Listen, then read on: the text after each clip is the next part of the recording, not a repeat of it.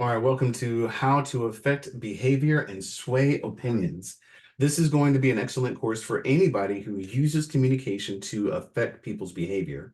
That means if you are in sales and you need to affect and sway people's opinions to buy something, if you are a manager or leader in some capacity, you need to affect your employees to do something.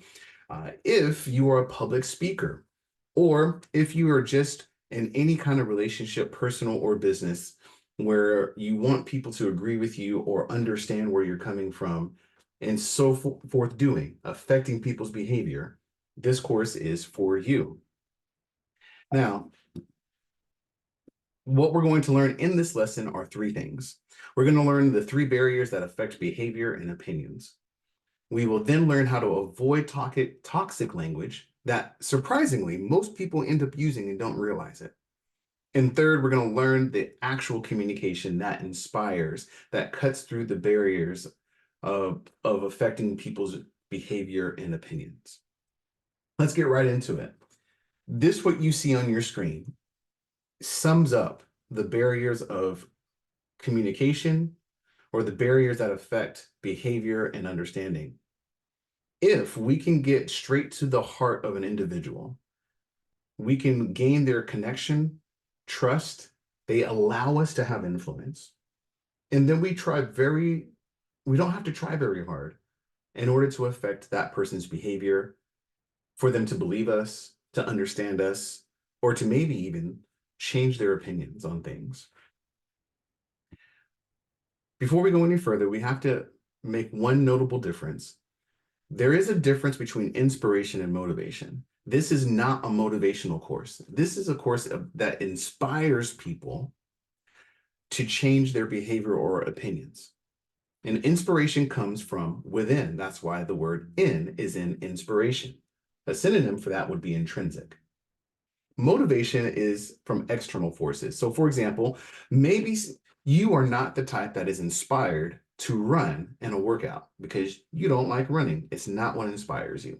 However, you may be compelled to run when you see a dog that looks ferocious coming straight for you. One is a very temporary feeling that goes away, and the other one is innate in who you are, and it takes less effort to get you to do who you are.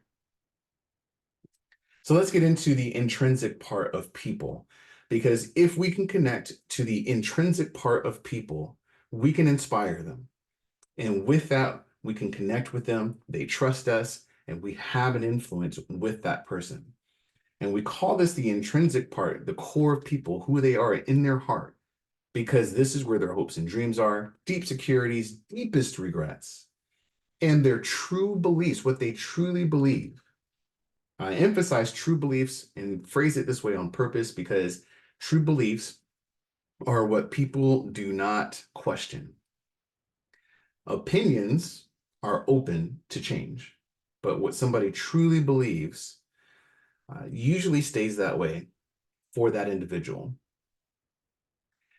Now, there are other barriers that affect this person's true beliefs, that affects our ability to connect with them and inspire them so we can change their behavior and opinions.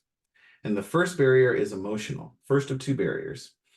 That emotional barrier, now it's not to say that the core of who they are is not emotional, but this is the emotional part that is almost like the test. If we can get past this barrier, then we are allowed by them to connect and trust them, and they will allow us to have an influence. In this emotional barriers, people will share their goals, maybe some of their regrets in life and joys, maybe those embarrassing stories and moments they've had in life, but now are funny enough to share, or maybe some of their opinions they're willing to share with you. And if we handle this part right, we can get to that place of connection, trust, and influence that affects their behavior. And making them feel acknowledged, understood, and validated is the key to that. And we may have heard this explained as being feeling seen and heard. The other barrier, this is the logic barrier. This is the one that's most exposed to everyday elements at work or through traffic or wherever somebody might be. This is where curiosity usually peeks through.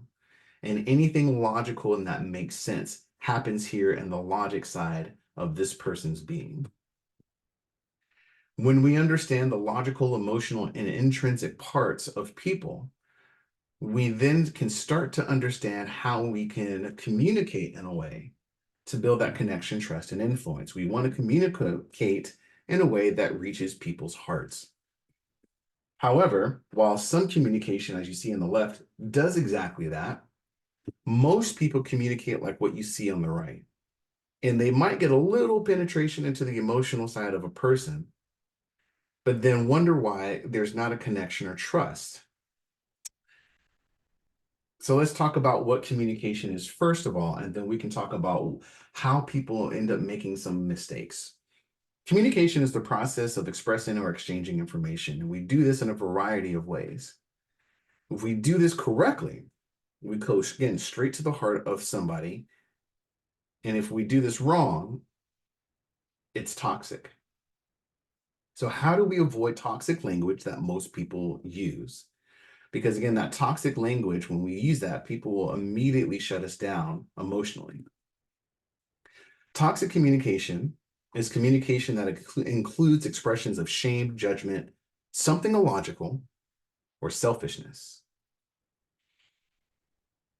Now, on the surface, this seems like very obvious. Like, yeah, of course, we would not use this in our language, but yet, surprisingly, most people do. And I'll tell you a story that helps to explain that.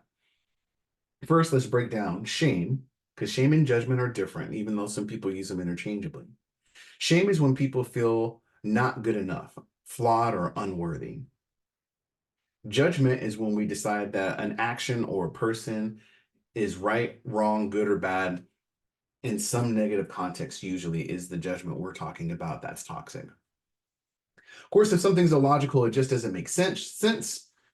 And if something is selfish, we end up talking about ourselves, which makes people feel small and unworthy or not good enough because we might unwittingly project ourselves as better or more important than the other person.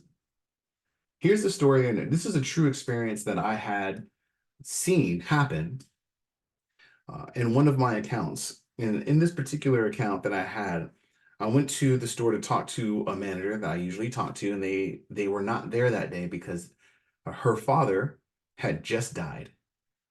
And this happened suddenly while her and her two children and husband were moving, which is also very stressful. You can imagine the stress and the grief, how that affected her ability to do her job. And in this one particular day, because of all the things, she didn't show up on time. Matter of fact, she was running quite a bit late. And so her boss, this is what her boss did, and I witnessed this. Her boss called her, his name is Omar. Omar called Jen on speakerphone so everybody that's around could hear this conversation. He says, "Where are you?" She says, "I'm running late because of the reasons." He says, I understand that, you've got kids who may not be feeling well, and I understand that your father died, but I have kids too, and my father also passed away. And when those things happened to me, I had to still show up to work on time. And you can't use these as an excuse to not show up to work on time because now I'm in a hole, I'm in a bind because I have to cover for you, and this is not acceptable. And in a short amount of time, do you hear the shame and the judgment and the selfishness that was in that? The selfishness, like, you are affecting me, now I have to cover for you. The shame, you know what? This isn't good enough. This is not a good enough excuse. And then basically saying you're wrong for placing your family above this job. Do you think that conversation really inspired her to do her best?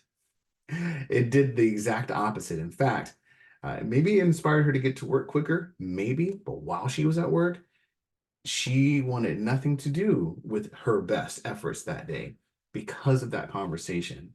And this is an example, it's an extreme example, but an example nonetheless of how people think that they are connecting because they say, "I understand how you feel. I have kids too," he said. "My father died too," he said. But there was no connection, no trust, no inspiration, nothing that truly affected Jen's behavior and attitude or opinions about her work or of him. And that's how people unwittingly use toxic communication, thinking that is actually something different. How do you communicate in the way that actually does inspire people? We call this charismatic communication. Now, the first thing people think is, oh my gosh, I have no charisma at all. So let's define charismatic communication is demonstrating both warmth and competence in communication that makes people feel acknowledged, understood, and validated. Anyone can display charisma because virtually everyone can display warmth and competence. I imagine you have the ability to understand how people feel, and you're very smart and capable. When you display those two things, you are displaying charisma. And when we have that charismatic communication, we cut through the barriers that can go straight to the core of who somebody is. And then they trust us. We have that connection. We can affect their behaviors, their thoughts, their actions. The goal of charismatic communication is number one, acknowledge, understand, and validate others. This has been a point repeated several times. Omar thought he was doing this when he said, I have children too. He thought he was doing this when he said, my father died too. And maybe he was acknowledging, but he did not demonstrate in his communication that he understood, nor did he validate where Jen was coming from. We have to do all threes to get to the next goal, which is create trust, connection, and influence, which then and only then can we inspire people to achieve any goal and change the behavior that in a way that is necessary to do so. And when you master charismatic communication, you become more influential, more likable, more trusted, and more respected. Again, this is all about just displaying warmth and competence. But if you are one of those that's like, I still struggle with being charismatic, I don't know if I can actually do that. How can you display and elevate your charisma? You do that by following three timeless principles. The three timeless principles of communication all revolve around curiosity, clarity, and tact. The next few courses are going to actually break these down for you, because when you understand curiosity, clarity, and tact, the warmth and competence will naturally flow from you to the other person. And when we do that while avoiding the toxic communication, again, you can see the difference that happens. You avoid people being apathetic. You avoid people not being understanding of you. You avoid people who only being out for themselves. And instead, you become more influential, you become more likable. You can sway people's behaviors, thoughts, and actions to whatever is necessary to achieve the goal that benefits you both. We look forward to seeing you on the next lessons to learn more about this charismatic communication.